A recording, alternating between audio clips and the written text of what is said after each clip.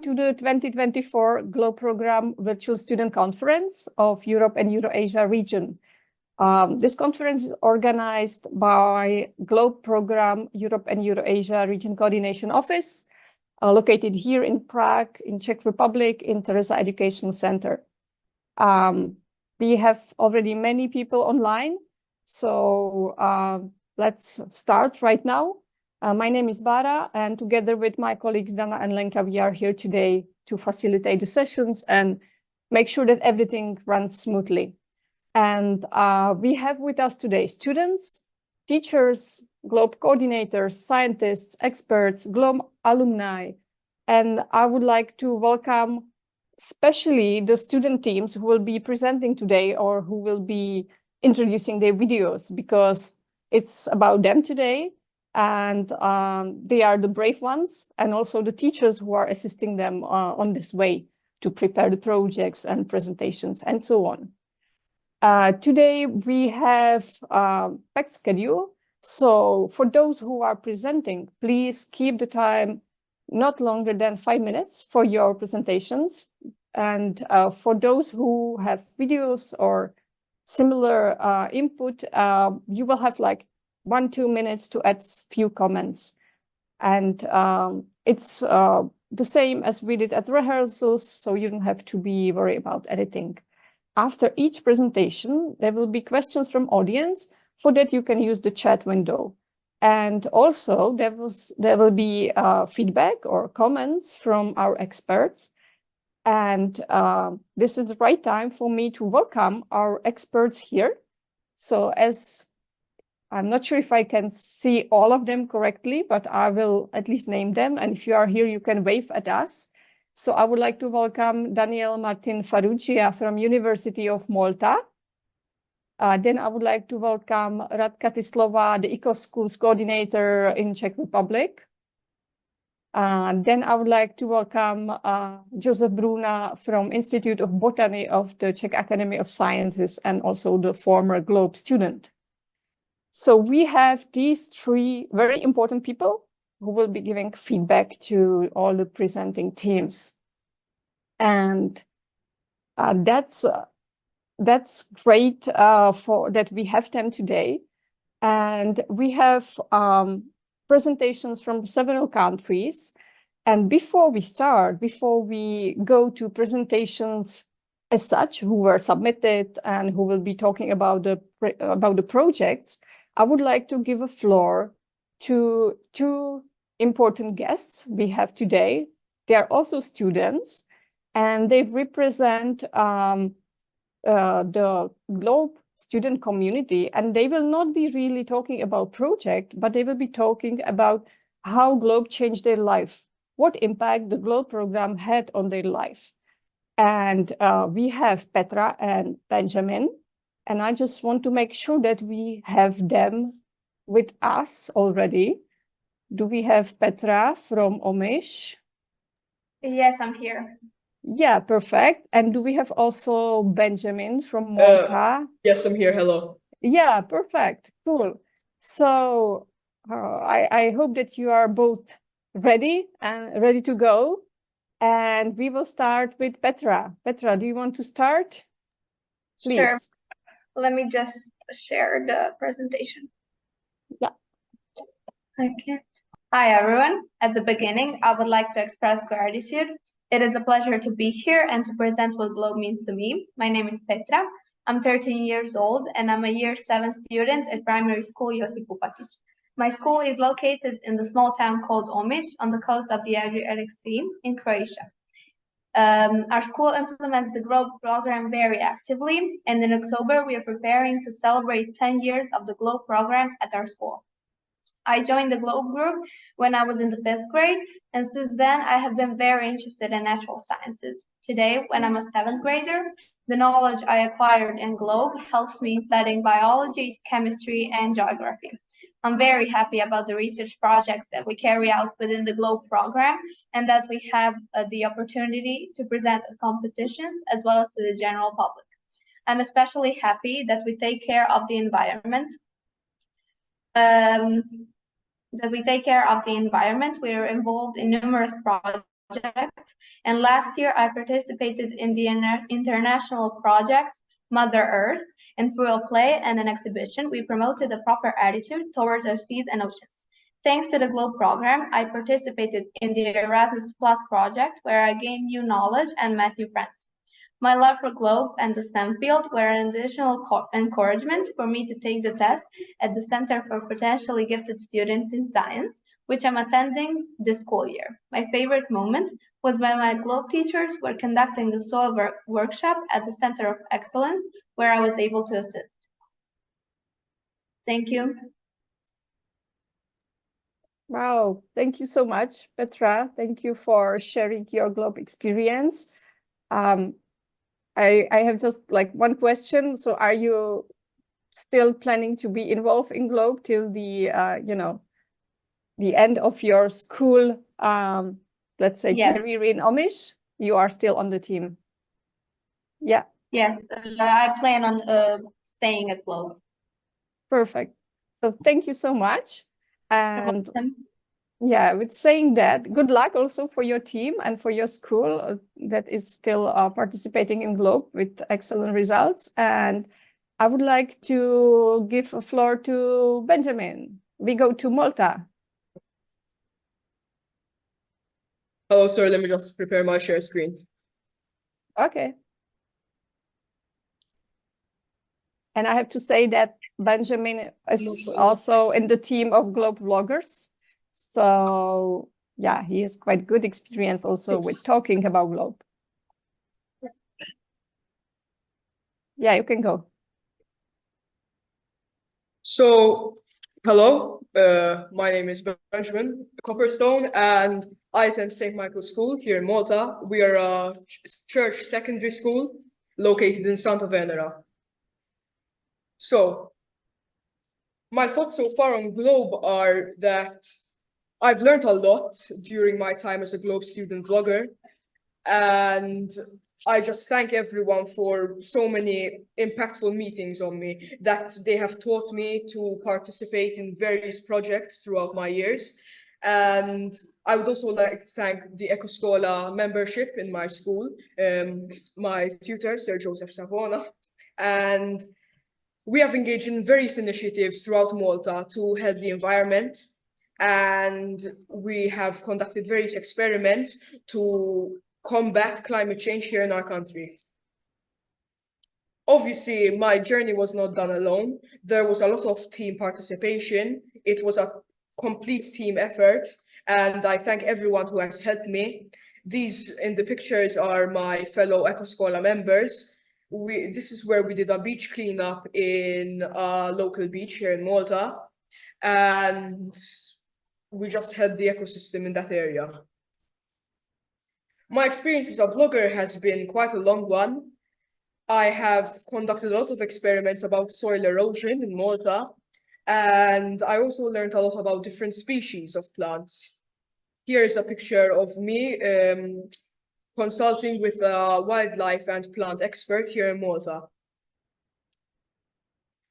So during my time as vlogging, I have learned many skills. One being is how to edit my own videos.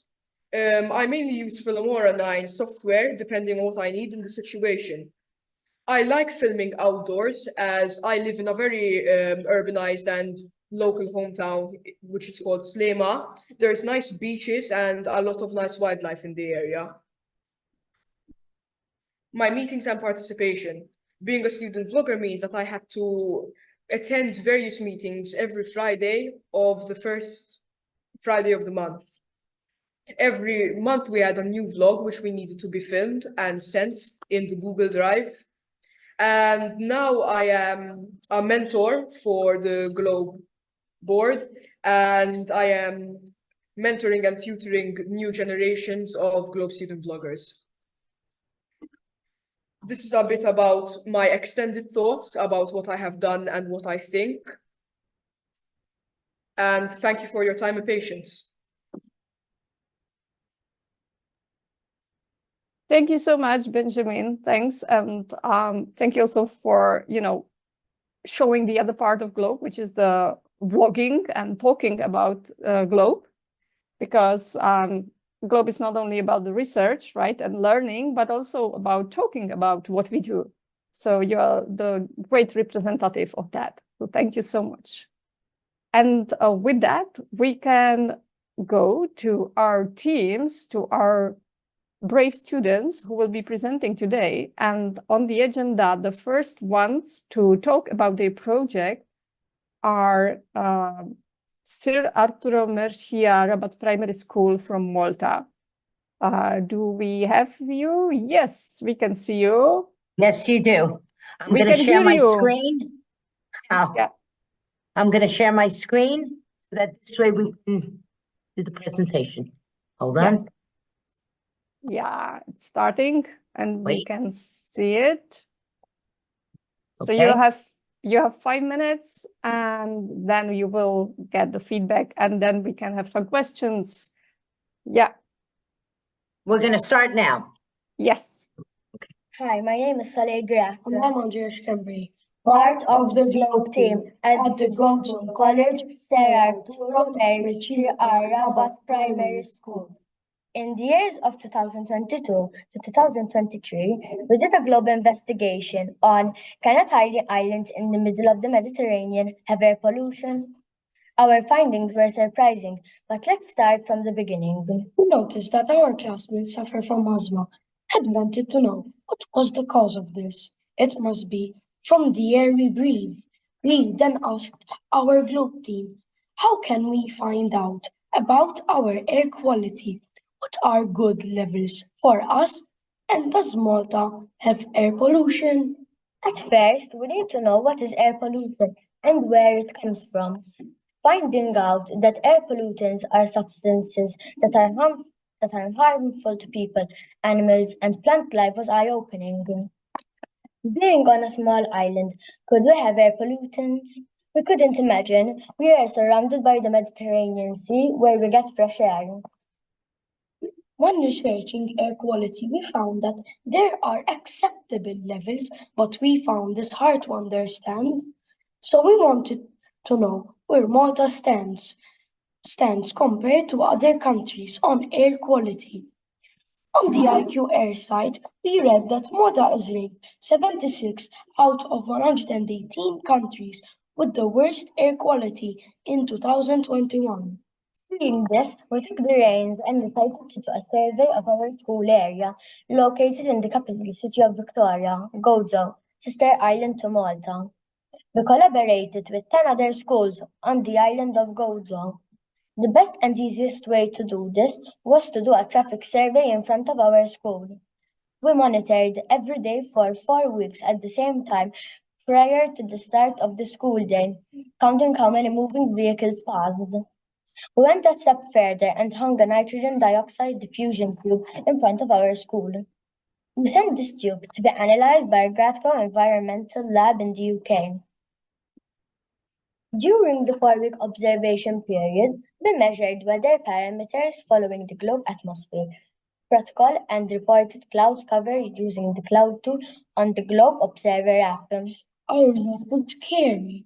We found out that out of 11 schools, including ourselves, we were the second worst for air pollutants. Studying the survey sent by the lab, we also noticed that the 4 worst sites were all located in Victoria Gozo. We concluded that the air we breathe in at school comes from the heavy traffic. We decided we need to change this and started with educating people on our findings. We posted our research on our school board, made posters on the wall outside the school for cars to stop idling, promoting the use of school transport of students instead of individual cars, and finally the need to plant more trees to offset the nitrogen dioxide in the air. We also took part in the Air Quality Fair in Villarandel, a local park in Victoria where we had a booth and got the word out to the general public. This worked to some degree. This year we noticed that cars in front of our school are being turned off by parents while dropping their kids. The school transport has increased. Last year, 2 transport vans carrying 27 children to now 4 transport vans carrying 49 students. Thank you for listening and hope you enjoyed our presentation.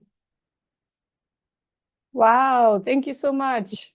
We definitely enjoyed your presentation, and with a great result, the project concluded. Thank you so much. And if anyone has a question, or if you want to give some reaction to the team, you can use the chat, or you can use the reactions in the Zoom. And I am giving the floor to Joseph Bruna, who will say a few words, few comments to you. Hi, I really enjoyed the project. You did a really great work. Not only did you measure all the necessary things, but you also made the presentation for the public, which I think is amazing. And I hope that somebody will notice it and they will hopefully change the traffic, that it's not, maybe it doesn't go around the school, or maybe it will be limited there, or maybe they will think of some other solution for the whole city that maybe protect from very polluting cars entering the city. That's really great. Do you plan to continue with your research next year to see if there is any change? Yes. Yeah, Perfect, perfect. Thank you. Thank you very much. thank you. Thank you. So you can already see that there are some beautiful reactions in the chat.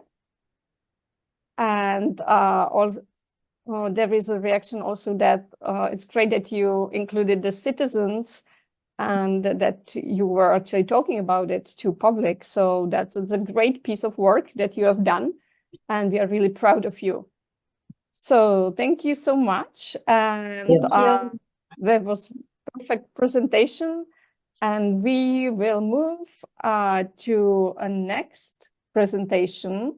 And you can guess to which country we are going now. And we are going to, who knows that? To Ireland. Yeah. So we go to Ireland, and we have the St. Finian's National School. And what they did, they pre-recorded their presentation for us. So we will play it, but perhaps in the beginning, they want to just introduce the presentation in few words. Do we have you? St. Finian's? Hi everyone. Yes, thank you. We hope you like it. Okay, so we can play the video now, the presentation, which is pre-recorded. We have the whole team with us. Hey guys, do you want to play with us? What are you playing? We're playing superheroes. No thanks, we want to play something else. What's better than playing superheroes? We're going to be citizen scientists. We can be citizen scientists. Citizen scientists gather data from all over the world using skills such as prediction, observation, measuring, and recording. The Colourful Project wanted us to record grain down at the end of growing season. We learned that some trees shed their leaves in autumn, and they are called deciduous trees. We planted a hazel tree called Jeff in our classroom, and we observed a tree in our playground. This is our playground tree. It is a beech tree, and its Irish name is Fia.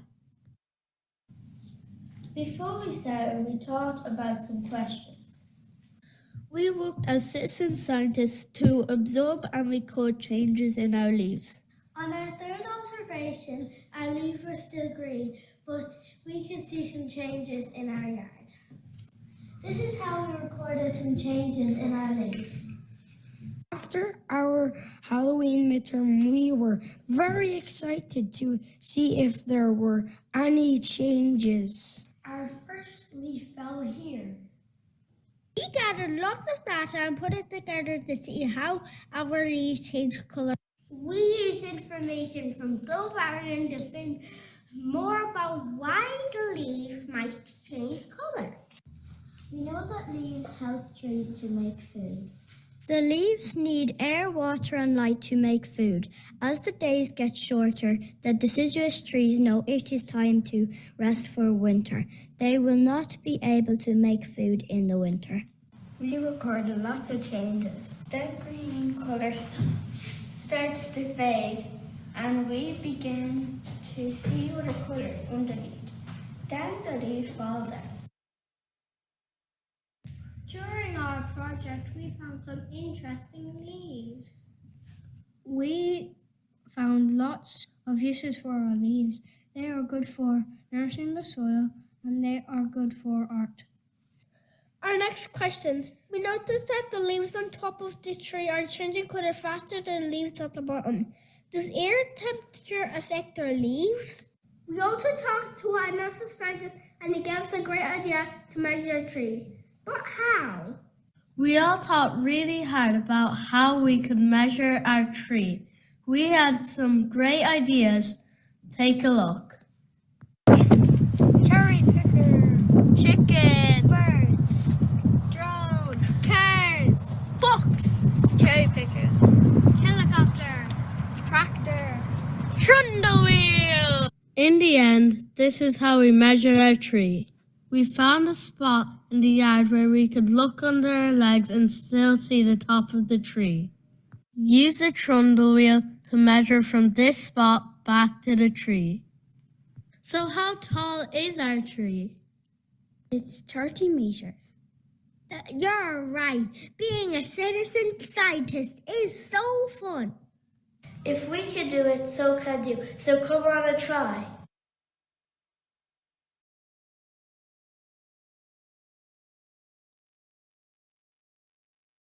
Wow, thank you.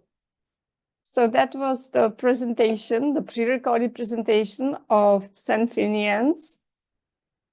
And do you want to say something else for your presentation, or that I think we can ask the expert that we have with us. Yeah, thank you.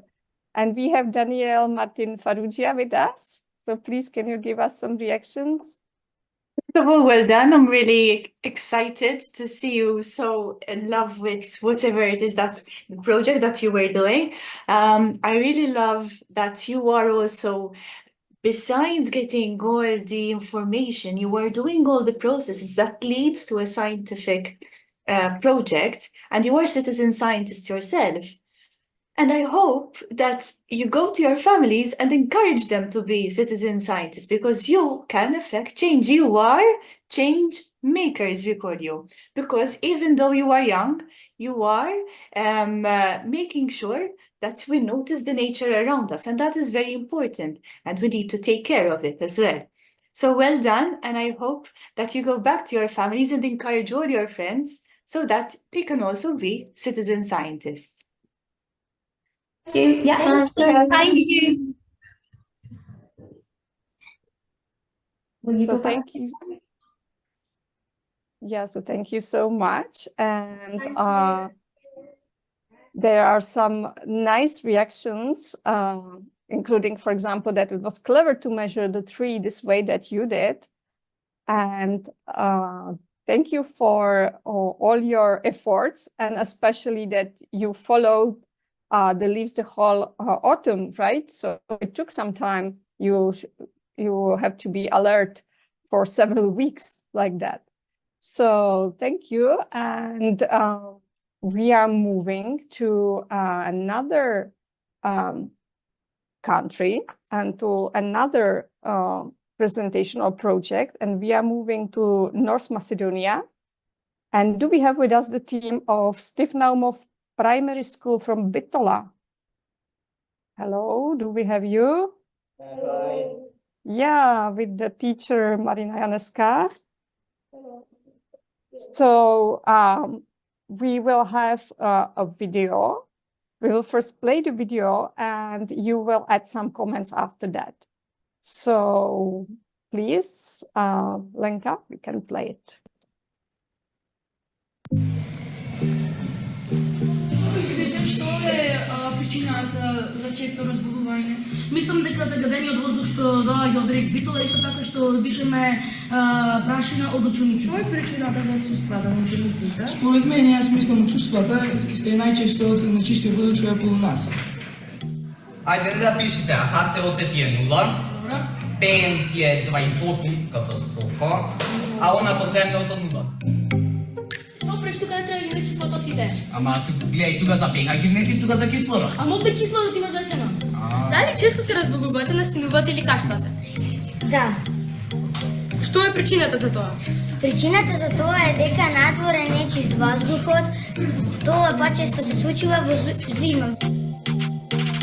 Па мислам дека во зимата најмногу владеат вируси и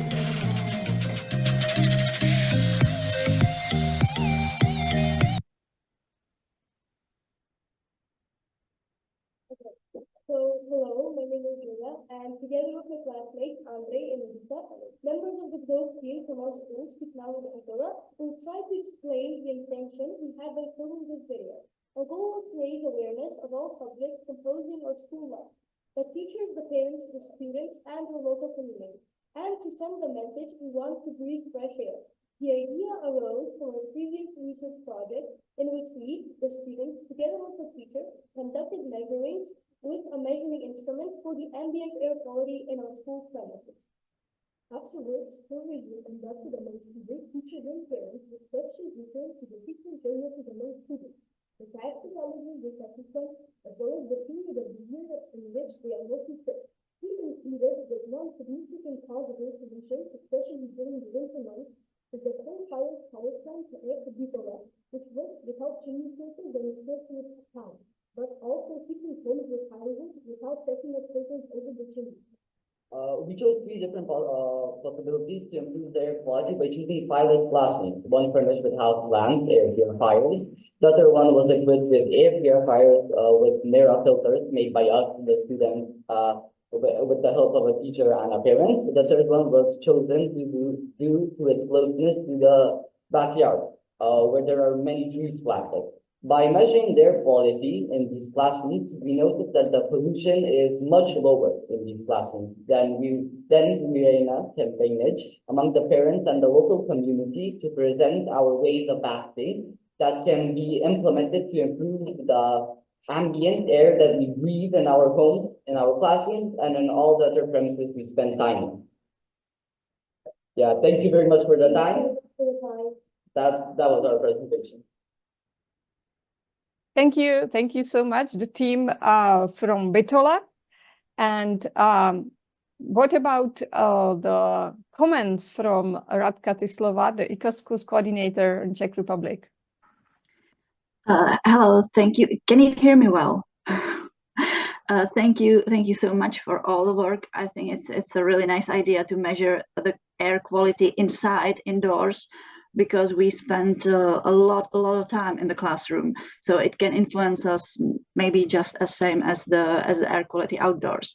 So I really liked your project and what you've done with it. And I'm sorry if I didn't understand that well at the beginning of your talk. So I'm sorry if I'm asking something that you've already said. But I am interested if you found any ways how to maybe increase your the quality of air in your classrooms, if you have some tips that we might find helpful as well, because the rest of us are also spending time indoors, I think most of our days. So do you have any tips that you want to share? Yes, mostly making new air filters that can help with purifying the air, and placing down more plants, because they help a lot with purifying. Mm-hmm. That's about it. Have you added any plants in your classroom then? Of course, our classrooms are almost filled to the brim with plants. Wonderful. That must be a nice place to be in. Thank you very much, guys. It's really interesting. It was great to hear. Thank you. Thank you. So thanks to the student team of Bitola, and thanks also for the expert comments and the feedback we got. And good luck with your next observations, and I hope that the quality of the air in your classrooms will get better and better. And now, what is on the program now? It's the game. And the game will be introduced by Dana. So it's yours, Dana. Yeah. Hello. Thank you, Bara. Yeah. Now we have such a few minutes for a game that we can play together. And we'd like to do such a quick research together at all the places where you are now. And we have two questions for you. So the first one is, what's the weather in your place now where you are? And you will have 3 options for answers. And you can share the colors that respond to the weather that is outside. So if you have sun, you can show some object that is yellow. It's not necessary to be paper, but something that you find around you. If you have clouds, then you can show this white color. And if you have any precipitation or snowing, you can show blue color. Also, you can have combination of these, so you can show more colors. So it's the instructions. And now, please have a look. Oh, you did it, but please have a look out of the window and find an object in the corresponding color. And then we will share it together and see what's the weather around our globe. So if you can switch cameras, more people now, when you have these colors and objects, we will wait a few minutes. So please switch on cameras that we can see it. So are you ready? Are you ready? So 3, 2, 1, we can share it. So what can we see? We have a lot of sun. We have also some clouds, but I am not sure about the precipitation. Maybe Joan in Ireland, but not sure. But mostly sunny day today. So sun and little bit clouds combination. So great, we have a nice day. And so it was the first question. And we have the second question. We are very good in this, so we can practice more. And the second question is, what land cover can you see when you look out of the window? And if you don't have any window at your room, please answer the questions. What do you have in front of your building?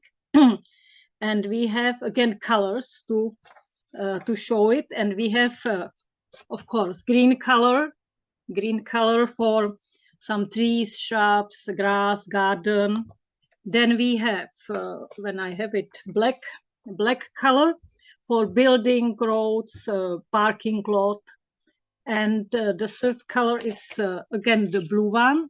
And you probably can know that it's for water. If you can see some river, stream, or even sea or pond, so it's the color for water. So again, please have a look out of the window, find the colors, and you can again combine, because probably there will be more items, more things that you can see when you look out of the window. So please again switch on your cameras. We need to see more about your surrounding. So are we ready? Are we ready? Find the colors, find the items. So 3, 2, 1, we can start to share. And now what do you see? What can we see? We have quite a lot of black color. So we are in the towns, cities, it looks like. I don't see, oh, I see again some blue color. So you can see some water. You have a nice location for your buildings. And I don't see much of green, but probably you have also some trees out of your buildings, so not only roads. Okay, so thank you. We did a great work together. It seems that we can cooperate also online. It's quite easy with colors, and when you are so good team for it, globe team. So thank you for this, and we are again ready for next presentation, and I will give floor back to Bara. Thank you, Dana. So that was a lovely game, and we are going to Ireland for the next presentation. We have St. Comán's Wood Primary School. Do we have you? Yes. Good morning. Good morning. Good morning. So are you ready? Yes, you're going to share a presentation. Thank you. Yes. And I might tell you to move on to next slide if needs be. Okay, thank you. Good. Yes, I'm going to share the presentation, so please tell me if I'm not changing fast enough. Okay, thank you. And they will talk about how spongy is their school. Good morning, everyone. We are from St. Comán Primary School in Roscommon Town in the Republic of Ireland. We are aware that our climate is changing. Next slide, please. We are aware that our climate is changing. We often see reports in the news of calamities caused by flooding. We hope that by recording the precipitation levels in Roscommon Town and making observations about areas of flooding, that we can help NASA scientists map and predict future weather patterns. We hope to present this information and possible solutions to our school management team. We want to be part of the climate solution. Next slide. When we received our rain gauge in the post, we found a suitable location on our school grounds. It was placed in open in the green area. We used the spirit level to make sure that the rain gauge was level for readings. Our 6th class pupils recorded the rain readings each day. Next slide, please. Thank you. We collected the temperature readings each day at the same time as our rainfall observation. We placed a mercury thermometer onto the rain gauge pole. This is a map of our school. On the right, you can cite symbols. We noted that next slide, please. Some of our storm drains and downpipe drains were blocked with leaves, twigs, etc. Might affect water flow. Next.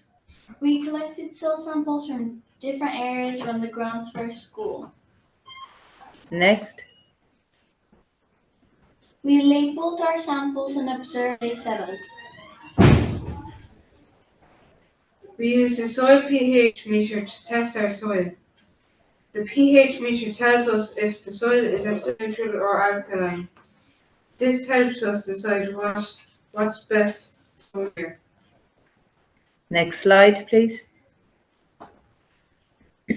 We used the watering can and poured the water slowly on the pitch area. Down the time it took for the water to disappear. It took 2 minutes and 35 seconds to disappear. We graphed our hottest recording was on the 22nd of January. Storms Isha and Josip. We plotted our results on a spreadsheet and generated a bar chart to show our rainfall results.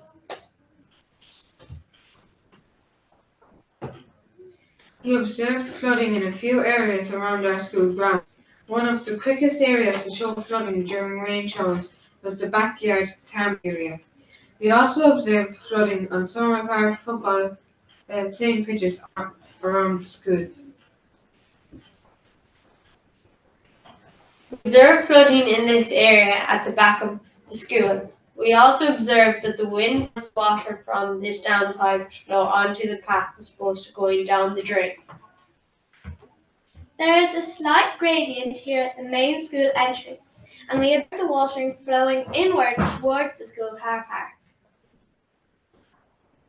We have flooding at the front of our school. As you can see, we have a lot of flooding on this football field.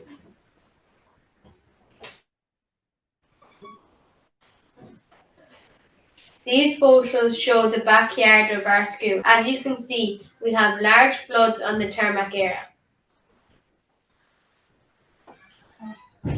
We can see that flooding is becoming more of a problem. It means that we are going to have to look for ways to prevent flooding in our towns and cities in the future.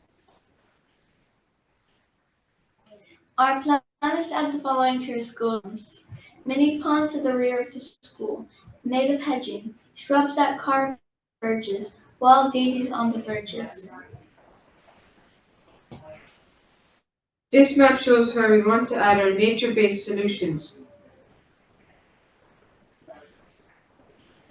Next, please.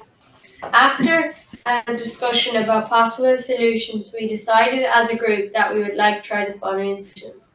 A mini pond, plant wild daisies on the verges. The costing is below. Next slide, please.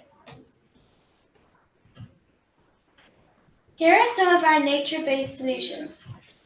Shrubs on car park verges. The costing is below. Next. We have presented this presentation to our principal, and she is very interested. She is in agreement with our proposals for a school pond and hedge and shrub planting. As our school is going to be building an extension to the front of the present building, Ms. Felix will ask the architect to meet with our team and discuss adding some nature-based solutions to the build project design. The architects have agreed to add some nature-based solutions to the build project. We are waiting for further information on this. We have met with John Jones, Environmental Officer with Roscommon County Council.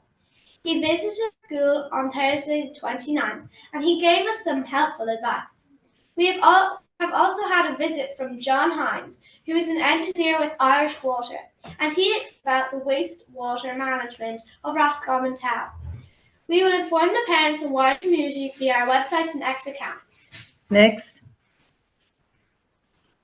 We would like to thank you for taking the time to listen to our presentation and would appreciate any feedback and advice you could offer us.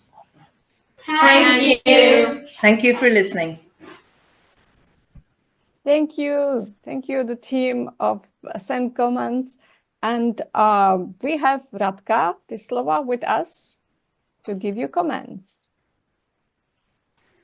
Hello, thank you for the presentation. It was lovely, and I wonder how long did the whole process take you, because you have done so much. There is actually almost nothing that you didn't do. So can you remember when it all started, when you started mapping the school, and you know, when it all began? Like, was it a year ago or 2 years ago? Or I wonder. December. Like four months ago? Yes. Wow, you've done amazing amount of work in those 4 months. Great job. You are well, busy bees. I really admire it. You have done some scientific work, like measuring. You've done mapping the school. You were observing. You took the soil samples. Well, you just listed it. But you also work with the community. You went to the director. You are having outreach to the county council, and you are really influencing, or you might be influencing the way your county treats flooding, maybe, or the sponginess of the soil and the land cover. So this is some great active citizenship. I really like to see it, and well, the best of luck for your next projects, or if you are going to continue with this, good luck for the meetings with the architect. I really like that he's going to meet with you, so just be brave and share all your ideas, and make him listen. He will, I'm sure. Thank you very much. Thank you. And the architect has actually said that they're going to implement some of our ideas and to meet with us very soon. Great. I think it also means that you're doing good job talking about what you've done and what you found out, presenting your work, maybe to the director also, because if you have their support, if you have support of other adults, it means that you have found a good way how to talk to them and how to convince them. And being convincing is next step for every citizen scientists, I think, because then you have a good impact. So well done with bringing the responsible adults on board and influencing their opinions. Thank you. Thanks to the team, and good luck in your next steps. And thanks also to Radka for her expert comments and the feedback. And now we are moving to Malta, and we will have a video from Gwann Primary St. Clare College School. And I hope we have Zach with us. Yes, we have. And we will first hear from him some background on what you will see in the video. So it's yours, Zach. Thank you. Good morning. My name is Zach Spiteri. I am from St. Gwann Primary St. Clare College, Malta. Last year, our school took part in the project How Cool is Our School? As part of the Globe Urban Heat Island Effect campaign. This is what we discovered. The fact that our school is situated at the heart of our village, St. Gwann, and that it is lacking vegetative and green areas close by, prompted us to study effects green areas on urban heat islands. Since darker surfaces absorb more heat energy than lighter ones, and so resulting in a raised temperature, we observed and collected data on the surface temperature of 5 different zones within our school. This investigation was following the Globe Surface Temperature Protocol. Using an infrared thermometer, the students measured surface temperatures during the months of December, January, and February. By the 4 groups, all the class can take part. Each was to go to collect data from the 5 sites on 5 days in December, January, and February each. We chose to go at roughly between 12:30 and 1, which is a peak temperature during the day. The 4 different surfaces were cement, soil in the shade, soil in direct sun, tarmac, and synthetic turf. Using an infrared thermometer, the 5 sites were visited several times. Observations were done in various conditions, from dry to wet ground. 9 temperature samples were taken on each visit and noted using the Globe Surface Temperature datasheet. All data collected was then uploaded to the Globe database. The area with synthetic turf was site for us to study. It was installed during last scholastic year. We were shocked to see the temperature between this site and the other 4 sites. Synthetic turf always showed the highest temperature, whether it was a hot day or a cooler day, reaching a maximum of 67.7 degrees Celsius. We thought the thermometer was broken, or that we were using the Fahrenheit by mistake when we saw the temperature. The lowest temperature recorded was 39.3 degrees Celsius, which is still quite high. On the other hand, the part of soil in the shade was the coolest, even though it is the closest to the main road. The highest temperature was 30 degrees Celsius and the lowest 16 degrees Celsius. From this study, it is clear that to keep our school cool, with green and soil-covered areas, which are a natural mitigation method that helps cool the environment. For this reason, we suggested the head of school to plant more trees around the school, eventually create more shade. So far, we already installed the vertical garden, had trees planted around the schoolyard, set up a new patch of soil where we planted beans, many classes have planted their tree seeds, and installed a new herb garden. We hope we can have more green areas around the school. This year, we are working to have a small olive garden set up in a new area too. This is a result of our work. Thank you for this opportunity to share our investigation with you.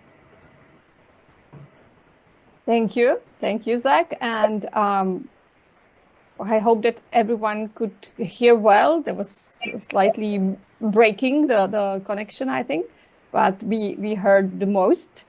And I would ask Alenka to play the video now.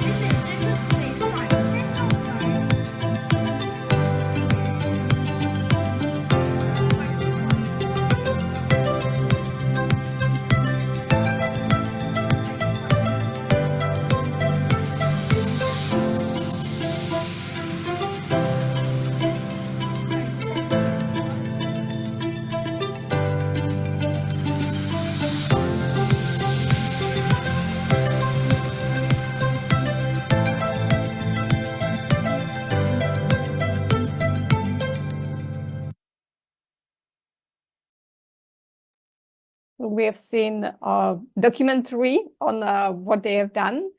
And I would like to ask Joseph to give a few comments.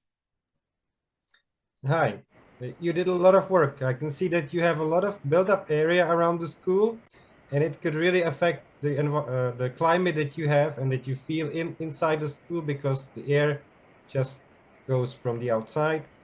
And it's good that you already proposed to include more green places around the school. I think there are many possibilities, but you also have to think about management and to keep it alive. Do you plan to participate in this part, or what's the plan for next year? We are planning to plant more trees. Obviously, we have to take care of them.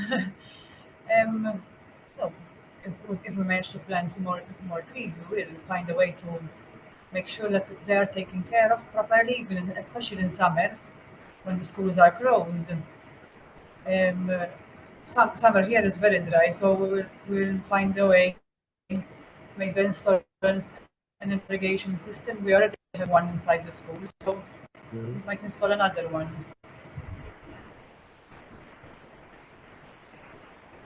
Great, good luck with your effort. I really like it. And you can see that the effect of climate change is very different in Malta, where you have really dry times, and in Ireland they have troubles with water, and it's the same time, more or less. True, it's true. Thank you very much. So thank you for that, Thank you for creating also the video. You're great documentarists that you capture everything also on the video. So thank you for presenting what you have done. And with that, we are moving to Central Europe. We are going to Czech Republic, and precisely to Luhačovice Primary School. Do we have you? Yes, so hello. Yes. Many greetings from the Czech Republic, from Luhačovice to all. Great to have you. You can start. Yeah, we can share the screen now. Can you see it? It's loading. Yes, we can see it. Great, okay. Děcka, pojďte, jo? Tak, Elinko. Okay, so hello, we are the Globe team from Luhačovice in the Czech Republic. We're really glad to participate and show our project to you. This is the first year we have been involved in the project campaign. We decided to observe two trees, the birch and the linden tree, which are near our school. We are also very happy that we can collaborate with the friends from Olomouc who observe the linden tree. In the first activity, we chose the tree to observe.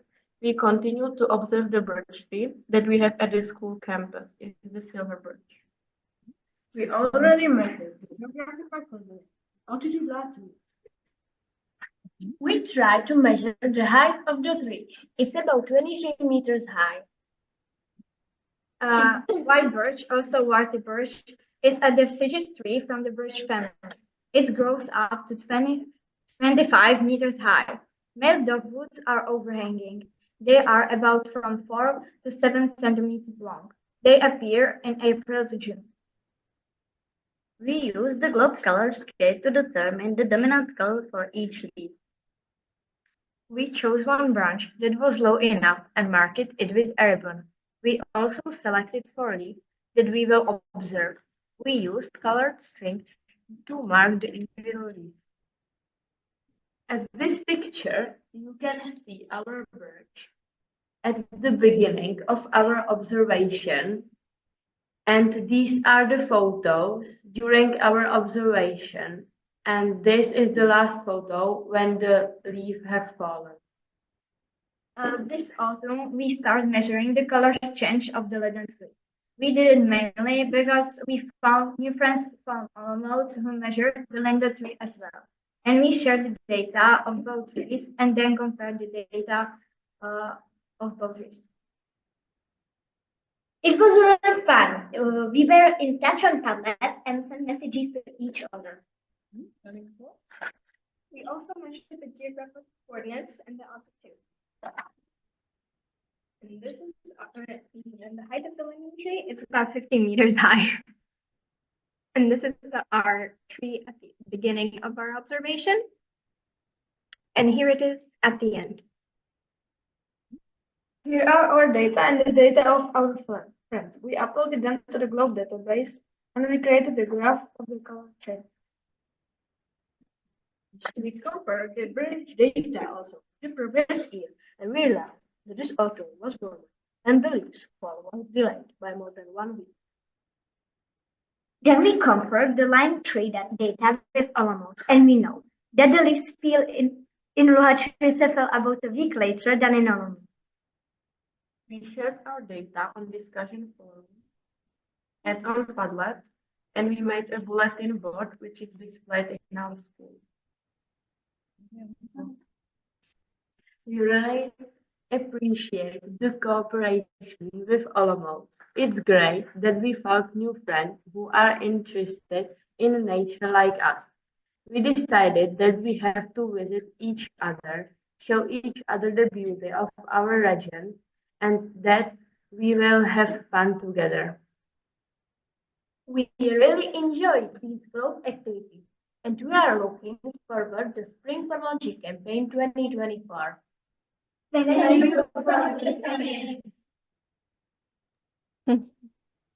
Thank you, the team of Luhačovice, the very large team, as we can see. Everyone took part in the presentation.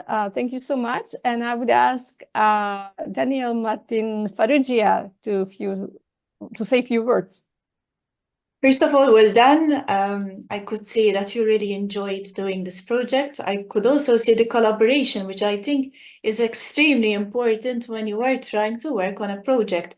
You not only worked with your school, with your team members, but also you connected with other schools, which is also important when you are trying to increase the knowledge when it comes to such data. And this is also done, if I may add, with other scientists across the world. And this is precisely the whole point of Globe as well, that you connect and you collaborate and share the data so that all of us can learn from each other as well. It also increases the information so that we can, when you have two schools, and I invite you perhaps to invite other schools, because when you increase the data from across different schools, you can actually measure whether it is the same across different schools as well. So we can compare, which is also an important aspect of the scientific process as well. But well done. It's good to see how you have also documented images when it comes to the color change of the leaves as well. And I also the recording the data over the years, which is also thanks to Globe, helps also scientists to notice global changes in our climate as well. So well done. And as I said, the comparison gives the data more validity, makes it more valid. Okay, so well done. And thank you for sharing. Very much. Thanks a lot. So that we could hear the expert comments by the expert of University of Malta. So thank you for that, for your feedback. And the next time we will go to the game, but I can see that there is a student from Ivano-Frankivsk. You want to ask or you want to say something? We cannot hear you. You are on mute. We cannot hear you. Perhaps if, yeah. Sorry, my apologies. So I really appreciate the effort that you put into the project. That really looks nice. The presentation is nice, and the research program is also, I would say, gorgeous. But it wasn't clear for me, like the cycle of renewing of chlorophylls reaction and the photosynthesis is inhibited in the autumn. So it's clear, but what for did you measure the color of the birch leaves? Does it indicate a percentage of chlorophyll in leaves, or what does it mean, and in which parameter does it correlate? So thank you for answering. Okay.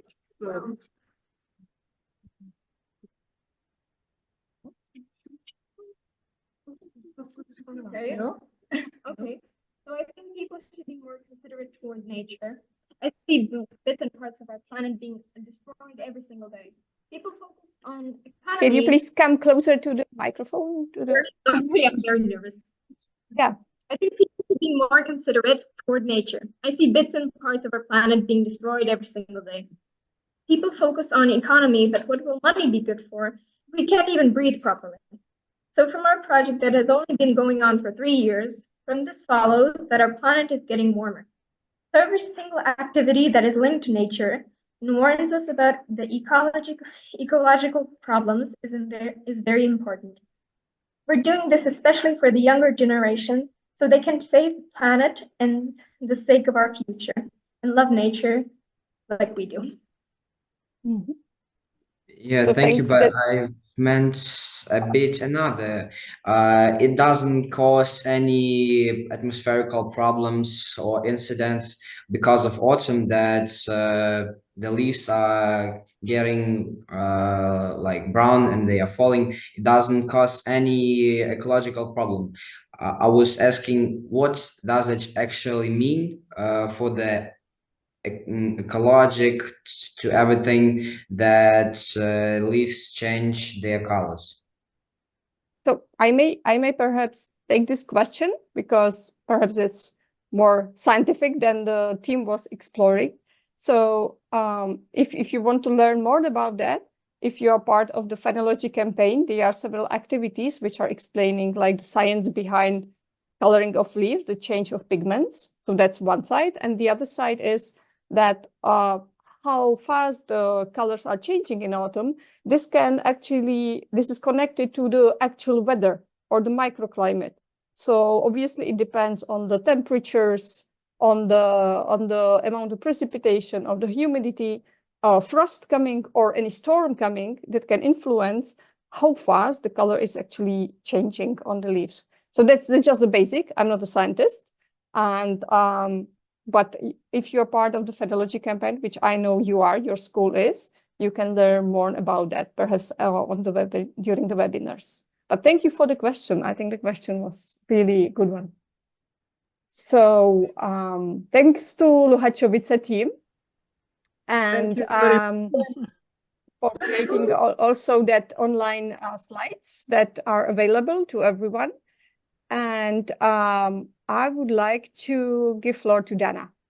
Yeah. Thank you, Bara. So I am here again. We will continue with the second game, and we will need again some colors. We will need black, blue, green, and white. And for now, I have a question about the globe and your research. So the question is, which part of the GLOBE program do you like the most? If you like to observe trees, if you like, it's a green color, if you like to observe water, blue color, if you like to observe soil, black color, or if you like to look at the sky and observe clouds, so it's a white color. So think about it in your teams, write some objects in the corresponding colors. Yeah, I see that Radka brought a plant. Yeah, we have different objects that you can share on your cameras. So please switch on your cameras if you are ready. And yeah, we can start. We can start sharing.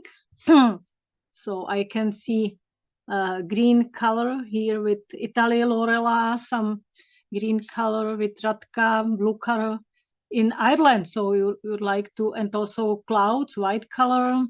And in Malta, there is a blue color. And Josip, you have a you have green and white probably, so nice findings. No black color, probably soil is still waiting for our investigation. So that's nice. Thank you for such a quick overview. And let's go to next presentation. Yeah, and we are actually going back to a school from whom we already heard today, to Benjamin schools to Malta, St. Michael's School at St. Venera, and we have another presenter who will introduce their research on water quality. And we have, is it Neil? Do we have Neil? Yes. We are sharing it now. Yeah, it's yours.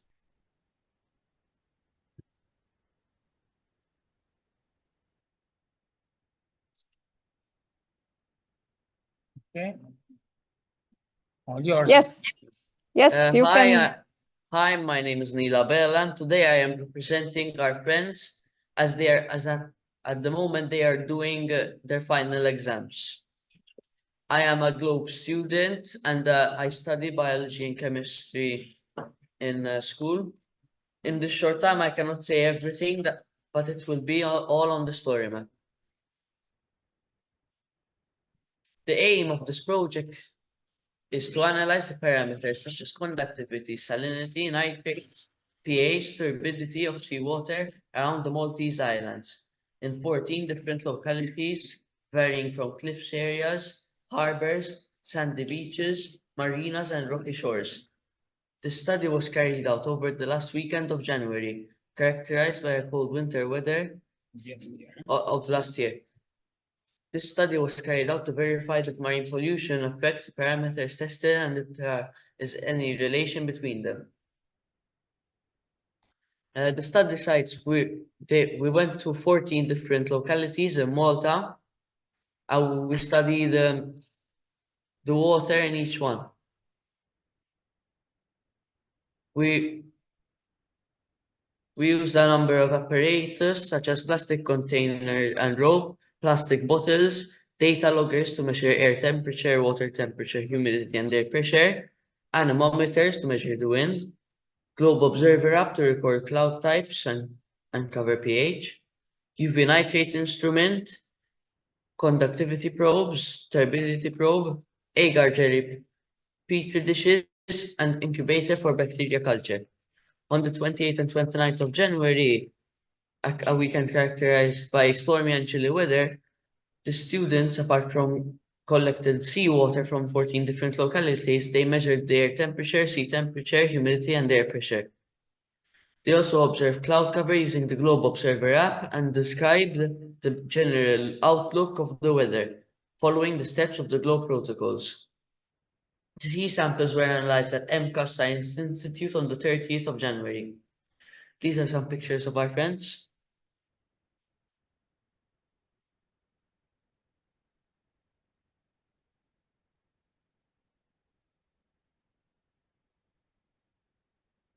Here they are conducting the experiments at MCAS. All data, wind, air temperature, sea temperature, and barometric pressure, etc., were recorded on a template and sent through Globe Observer app. The sea samples were also analyzed in a special lab for turbidity, nitrates, conductivity, and bacteria. These are some screenshots of the results.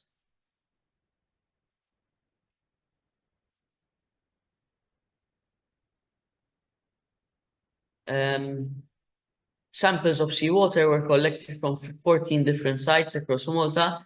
The sites sampled included open water, closed area, marinas, harbors, shallow water, deep water, and sandy beaches. Another weather parameter measured during sampling was humidity. On Saturday 28, the highest value for humidity was 75%, was recorded during the rainy period. On the other hand, two high humidity readings were recorded on Sunday 29th. Population density in Malta. For the conclusion of this experiment, The population density in Malta is 1,380 people per kilometer squared. This classifies if the most densely populated in the EU and one of the most densely populated in the world. Population density can have a significant impact on the levels of marine pollution in coastal areas by generating more waste and making it more difficult to manage. High population densities can contribute to a range of environmental problems that can harm marine life and ecosystems. From the results we obtained, we can confirm that there is a relation between highly populated areas and sea pollution. In fact, areas of high human activity or densely populated areas confirm results of high nitrate levels and high bacteria counts. Also, these sites with high human impact obtained higher turbid water. Cleaner water parameters were found in sites where there is less human activity, areas which are still unspoiled. In summary, there are several measures that can be implemented to mitigate the effects of marine pollution in areas with high population density by implementing a combination of these strategies. It is possible to reduce pollution levels and protect the marine environment. Some recommendations for doing this experiment are: samples can be taken at different depths. This might give different results from the ones obtained in the study. It is suggested that a Van Dorn bottle is used. Another recommendation is that it would be ideal that the study is repeated during the summer months, when coastal areas are at their busiest with a high influx of people. Moreover, will the high temperatures during summer affect results? Thank you. Thank you, Neil. Thank you for presenting this very, let's say, expert research. And you ended up with a question. So obviously, even if you finish any research, there still might be some questions. And I would ask Josip from the Czech Academy of Science to give the feedback. Hi, thank you for a great research. You did a lot of work. You have many sites with different population density and different environments. And you also did a lot of measurement types. I really like the bacteria cultivation. That was a great effort. And it's not, I think it's not in standard globe protocols, but you can really show many things from this. And it's important to see that results are different, even if it's only a small area and it's January, so the population density is high, but there is not so many tourists as can be expected in summer. And I hope that you can find time in the summer to see if there are any differences based on the tourist levels, or maybe based on the environment and also the weather. It's great. Good luck with continuing this research. And I think it's a great result, and you can present it also to the cities and to the marinas around, so they maybe can do something with it. There's always some option to improve water quality. Thank you very much. Very good. Thank you very much. Yeah, and we can see some more reactions in the chat, so you can read that afterwards, or you can tell that to your colleagues who are taking the exams right now. So thanks for this presentation to the team from St. Michael's Schools in Venera. And now we are going to Ireland, and we have ready, I can see them, the Balbriggan Educate Together National School student team. And they have prepared a video, and before we play that, we will hear some words of introduction from them. Is that right? Is that correct? Do you want to just say hi to us? Hi. Hello, everyone. Yes, they would like to say a few words of introduction before you play the video. That would be great. Okay. Hello, we're the green team from Balbriggan Educate Together National School. I'm Artur. I'm Asad. And I'm Elena. And we're going to be showing our video. And so we did some measurements, and She will say about the concrete. I checked how spongy and absorbent the concrete was, and the water would just flow down, but it did absorb a little bit of it. And the soil absorbed most of the water and only let a little bit inside the jug. And we have like a wormery in a yard, and so we feed the worms shredded paper and like orange peels and banana peels and even like other organic stuff. And we even have like worm mulch underneath the tree so it can make like surface water flow. So that's all. Okay. Thank you for the introduction, not only the research, but also exploring the earthworms. And I would ask Lenka to play the video.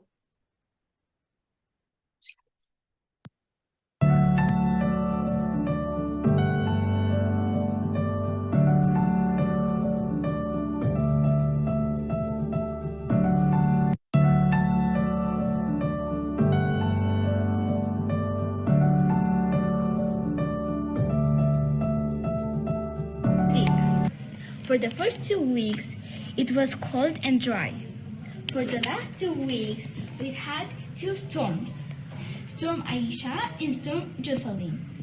This storm brought 24.6 millimeters of rain and lots of wind. That's 24.6 meters squared onto our school.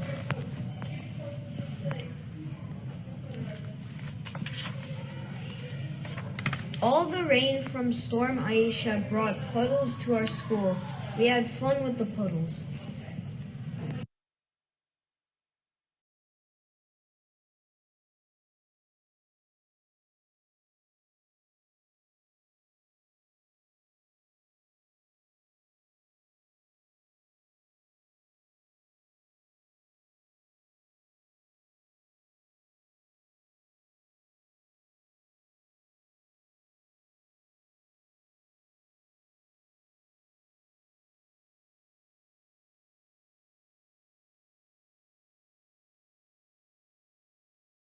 We did our surfaces of tarmac, pavement, concrete, grass.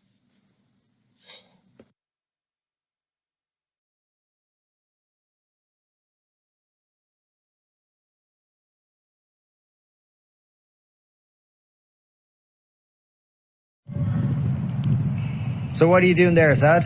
So we're putting water on the Concrete. to Perfect. see which Yeah. direction it goes. Yeah.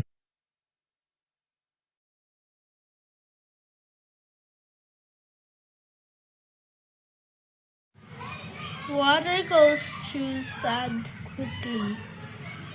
Water does not go through soil quickly.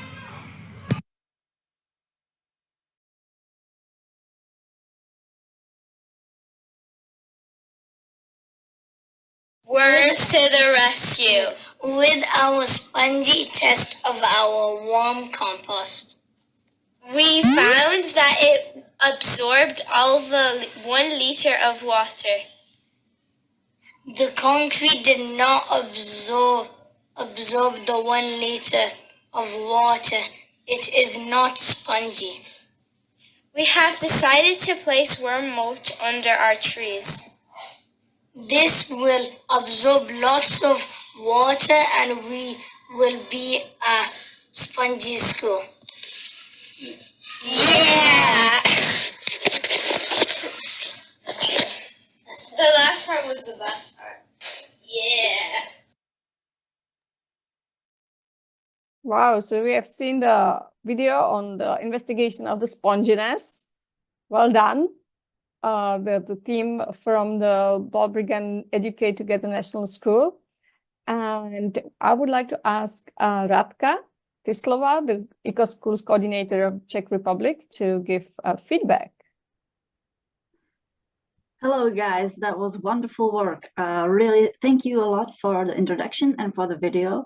I really like especially that you you did it so practically that you really got your hands dirty and you were testing the puddles, and that you were also testing the sponginess, that you really tried to pour water over the concrete to really see and really remember that it doesn't, that it's not spongy.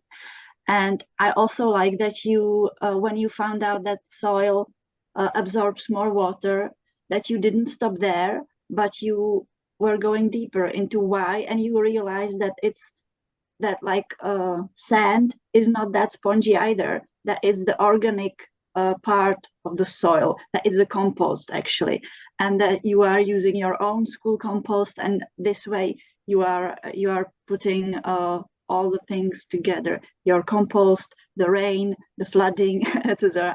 So I really like that you are thinking in these connections, and I wonder if you shared with the rest of the school, for example, that the results of the experiments, like compost is spongy, concrete is not spongy.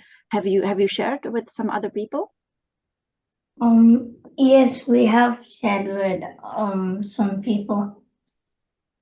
Wonderful, because sharing is important. They might want to know too. Thank you very much. They are sharing it with us right now. So thank you for that, being today with us too. And say hi to your earthworms, because they are very important members of the team, I'm sure. So thanks for this research on the sponginess of your surfaces around your school. And yes, thank you. They really enjoyed the project, and they've worked so hard with the organic matter and with the testing, and just thank you for hosting this today. They were really looking forward to it and to sharing all that they had learned. Great, great. It was lovely to see you and to hear from you. And now we are going to our last two presentations, if I'm not mistaken. We are a little bit delayed, but if you can please stay with us. And now we are going to Ivano-Frankivsk City Environmental Station to Ukraine. And I can see that we have the speaker ready. Hello? Yeah, I will translate the presentation. Yeah. So, Ivano-Frankivsk City Environmental Station is located in regional center of Ivano-Frankivsk city in the west of Ukraine, in near of Carpathian Mountains. Our cooperation with Program Globe had started back in 2015, and currently research is conducted by us in the following areas. In terms of hydrosphere, measurement of rainfall water, exploring and calculating the acidity and nitrate ion concentration. Biosphere, measuring temperature of soils between 5 and 10 centimeters. Biosphere, phenological research in trees and cover of soils. Currently, in following direction of biosphere is established the cooperation between us and the Czech Republic, Switzerland, Lithuania, and we are sharing photos and data. Presentations and tree photos are presented and can be seen in Padlet. In terms of atmosphere, measurement of clouds parameters, temperature, pressure, humidity, and so on. It is proven by scientists that the density and frequency of extreme precipitations increases parallelly with the global temperature increment. It is also noted that the rapid growth of precipitations can damage economics and social stability through whole Earth's globe. Recorded rainfalls are closely linked with the floods and availability of potable, drinkable water. That can lead to a human and financial losses. Based on collected data, was analyzed by us the amount of precipitation that fell in the city of Ivano-Frankivsk during 2015 to 2023. The data was grouped by seasons: winter, spring, summer, and autumn. That's the graphic of quantity of precipitations in winter. The corresponding colors mean the following year: 2015 purple, 2016 green, 2017 yellow, 2018 bluish, and so on. To summarize, in winter it is lower than a regular norm. In spring can also be seen below normal rainfall, and the exception was May 2020, when the city had experienced a flood. In the summer as well, the amount of precipitations is above normal. And in autumn can be seen a decrease of precipitations compared to the norm. The exception was November 2015. So analyzing the average annual rainfall, it can be seen that it is close to normal. The exception was November 2015. Having analyzed the amounts of precipitation that fell during 2015 to 2023, can be seen an increase in the number of days with a high rainfall. At the beginning of observations, precipitations rarely exceed 10 millimeters per day, but there were spotted days with monthly precipitation rate. Moreover, spotted days with twice or 3 times as much as monthly precipitation rate. Also, we would like to explain our thanks to you that you stay connected with us and with Ukraine, that the chance to interact with you through the project and within the framework of this conference. So highly appreciated your attention, and I would be glad to hear all your questions. Thank you so much. So we could hear now that was rather, let's say, senior research. You could see a lot of data and so much of analysis and interpretation done. So thank you so much for this. And we have Ms. Farrugia from University of Malta, who is giving feedback. Well done for the work that you did and for the presentation today. I really applaud your efforts in recognizing that these are social issues that are not just affecting your country, but other countries as well. And the fact that you want to collaborate with other countries, because at the end of the day, we have one world, is truly important. Something else that I really wanted to point out is the fact that you took data analysis over a large, you had a lot of data from 2015 to 2023. And I think that is extremely important. Do you plan on analyzing further data in the future so as to keep track of how the precipitation and the climate is changing in your school and with other schools? Yeah, I highly appreciate your question. So personally, me, I'm here through the since I guess 2018 to 2019, and before me there were also children and the team that was gathering the rainfall, measuring in Abotium some parameters for Carolines. As well, we would likely continue measuring all those parameters: rainfall, the concentration of some ions in that, and measuring the phenological parameters of trees, as well in terms of atmosphere, in terms of biosphere, perosphere, and biosphere. That's really great to hear, and I wish you luck. Just some pointers even for future presentations to include more images, as you did in the first few slides, and less text, so that we are able to focus on what you are saying. But that is just a small suggestion just for future presentations, and you are doing great work, and I hope you keep it up. Yeah, I really appreciate that. Thank you. So thank you so much for the feedback and also for this whole project. And we are now coming to the presentation, which will finalize or conclude our session this morning, and that's a Croatian school from Rugvica Primary School, and I can see them online. They are waving at us. So please go ahead. Yeah. Hello, everyone. We are a GLOB team from elementary school Rugvica from Croatia. I am Monica, and today with me are Lara, Laura, and Bartol. You can start. I will share screen. Please go ahead.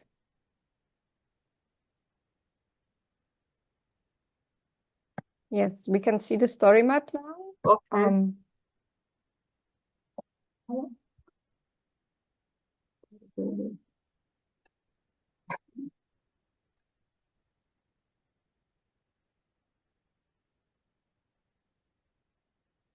Seasons through globe visualization. In this project, we investigated differences in air temperatures at different latitudes on the first days of the season. We are a GLOBE team of Rugvica Elementary School from Croatia. We joined the GLOBE program in 2017, and since then we have regularly carried out measurements. This is the map of the geographical position of Rugvica and the capital city of Croatia, Zagreb. We decided to do this research because we wanted to explore how the air temperature in the elementary school Rugvica differs from the air temperatures in other schools that are located in different geographical regions. The aim of the study was to investigate how the level of isolation varies depending on latitude, and the geographical width determines the air temperature by analyzing the days of the onset of seasons. The goal is to compare air temperature of various latitudes and discover how air temperature varies between different geographic altitudes. We noticed that the temperature on the first day of the season is always lower at greater latitudes.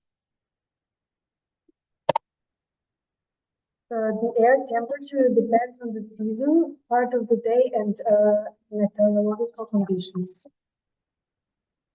On this picture, you can see what influences air temperature.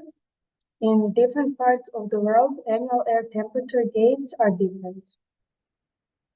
Research method. We use period for 2 years. Subject of research, mean daily air temperature. Dates, 4 dates at the first day of the beginning of the season of 2021 and 2022. And the protocol for the atmospheric globe visualization. For the research, we use globe data on air temperature on 4 season start dates. The measurements were carried out by students of Rugvica Elementary School at the atmospheric station located in the schoolyard. We compared air temperature data and the location of 5 schools at different latitudes. We had the most difficulty when we managed to find in the globe visualization 5 schools that had all the required data for 2 years. We spent most of our time on this, but it was a challenge that we managed to overcome. On this map, you can see a location of selected schools. This is Inoko River School in Alaska. This is Santa Fe Junior High School in Texas. This is Osnovna Škola Rugvica in Croatia. This is the second secondary school girls' school at the Yazan, Saudi Arabia, and this is Opunake High School, New Zealand. Research questions and hypotheses. Is the mean daily air temperature lower at greater or at higher latitudes? Will the station in the hot belt have the highest average daily air temperature on 21st of June of all observed dates? Do seasonal differences decrease with increasing latitude? Do air temperatures decrease with distance from the equator? The mean daily air temperature is lower at higher latitudes. At the measuring station in the hot zone, the highest average daily air temperature was recorded on June 21st of all observed dates. Seasonal differences decrease with increasing latitude. Moving away from the equator, air temperature decreases. Data display and analysis. We present the data in two tables. On the left, you can see the table for data from 2021 for 5 measuring stations on selected days, while on the right, you can see data from 2022 for 5 stations. Discussion and conclusion. The lowest air temperature at measuring station at highest latitude is in Oko River School, was recorded on 4 dates out of 8 selected, which only partly confirm our hypothesis. There is a large difference in air temperature between school in Croatia and school in New Zealand, although both are located in temperate zones. The highest air temperature were recorded at measuring station in Saudi Arabia, located in tropical belt. Also, at that station on 21st June in both observed year, the highest temperature of 5 observed stations were recorded. These confirm our hypothesis. The hypothesis that the average daily air temperature is lower at higher latitudes has been confirmed in part because air temperature is also affected by station altitude. The smallest difference in season between daily air temperature is in school in Texas and Saudi Arabia. The hypothesis that the seasonal differences are greater moving away from the equator has not been confirmed.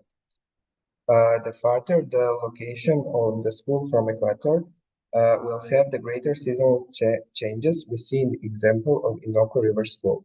The least differences were the 2 schools, Santa Fe Junior School and the second secondary girl school at Yazan, because they are located near the equator or in the tropical belt. Thanks for your attention. Thank you, the team from Rugvica.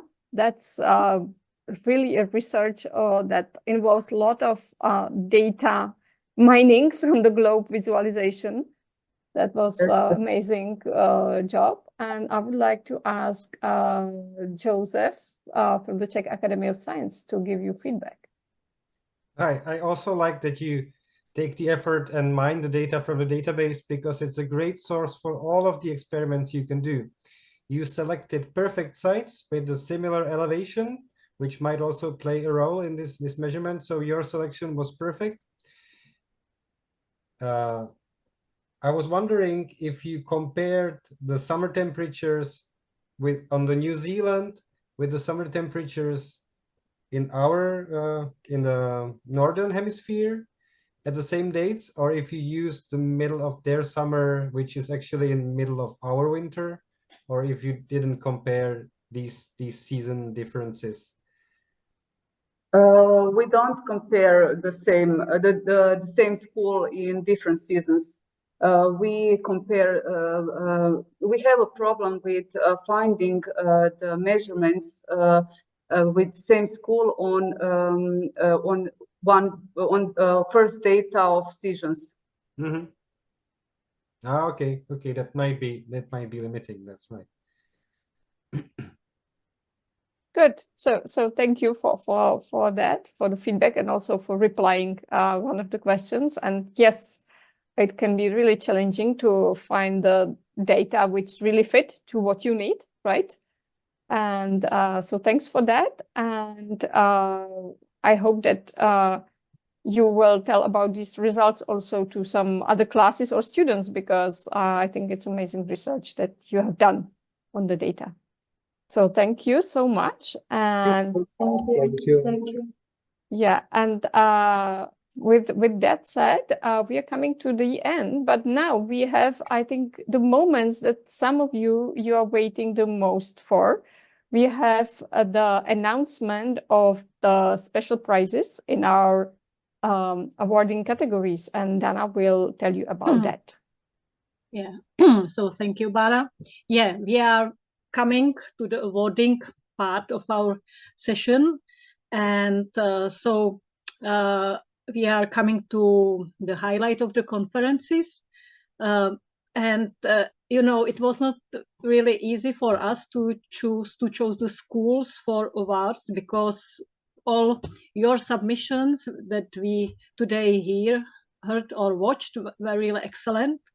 But the awards receive projects that meet best the criteria that we had for the categories. And we had 6 categories. It was scientific inquiry, climate action, community impact, international collaboration, video story, and song. So it was the categories. And now we will announce who receives special prizes in this primary age group in 3 awarding categories. So we can start.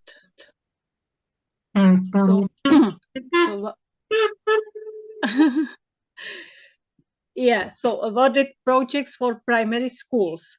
So the first is a scientific inquiry category, and the prize goes to Ireland, to St. Finian National School. So big congratulations to Ireland, and thank you for your great work. Second award, it's a category community impact, and the prize goes to Malta, to Sir Arturo Mercieca Rabat Primary School. So again, big congratulations, and thank you for your submission and sharing your project with us. And the third category, it was a climate action, or it's a climate action category. And this prize goes again to Ireland, and it's to Comán's Wood Primary School. So big congratulations. It's 3 categories that the prizes were awarded. And in the remaining 3 categories, we don't award the prizes as no project met the criteria. But in addition to that, we would like to recognize 2 more schools for their really outstanding work with data. And we heard their projects, and the prize for processing data and innovative approach goes to Croatia.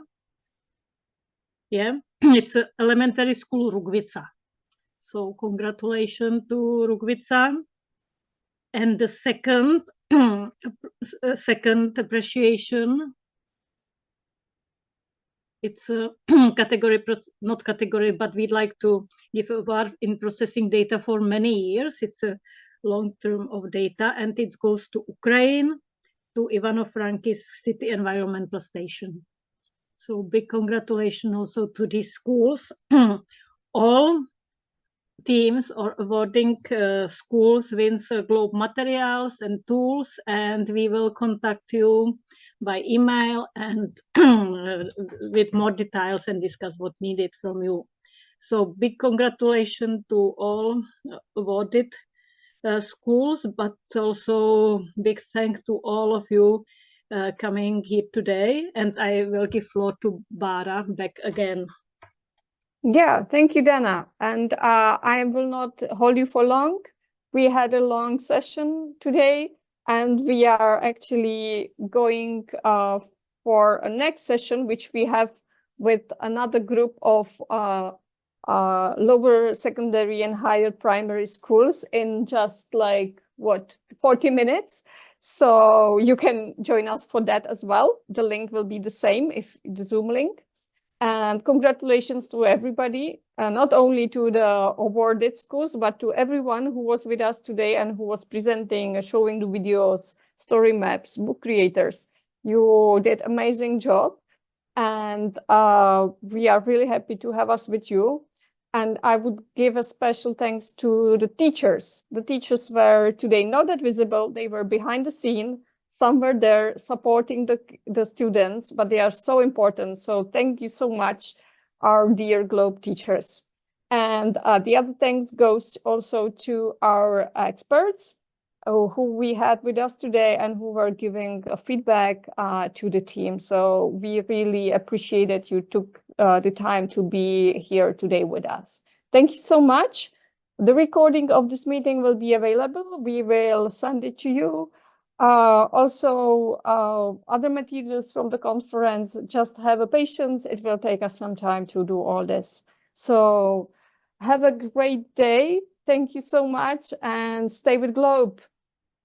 Bye-bye.